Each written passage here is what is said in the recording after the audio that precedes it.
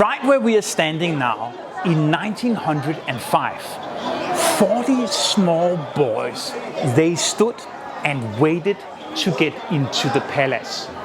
These small boys, they had all, prior to standing here, been castrated, and they were just about to enter the palace to become palace eunuchs. My name is Lars Ulrik Thom, and this is Beijing Postcards.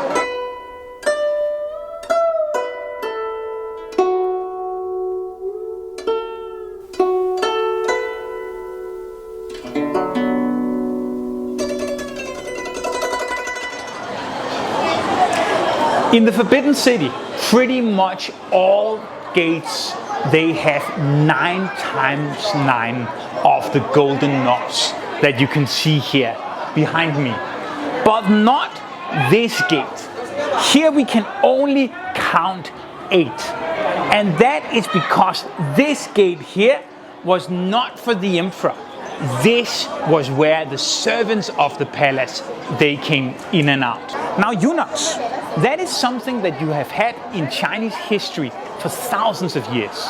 On the oldest known documents in China, the oracle bones, you have one character that you think actually means eunuch, and it is a knife and a penis. The eunuchs, they were not supposed to have power. So the small boys that stood here, they were picked from families with very humble background, and they were not allowed to have education. Because when they entered the palace, they would get very close to power, and you did not want to facilitate that they were able to abuse this power.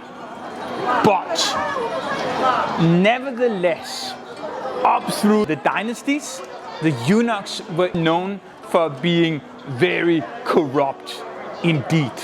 So in 1923, then the last emperor, he takes the decision to oust the eunuchs of the palace altogether. And in Bertolucci's masterpiece, The Last Emperor, then that is depicted right where we are standing now. The eunuchs were leaving through the woman gate. The emperor, he stood up here on high, looking down on the eunuchs, and many of them would be carrying a little shrine in their hands. This shrine was where they carried their genitals, because when they died, it was very important for them to die as a whole human being.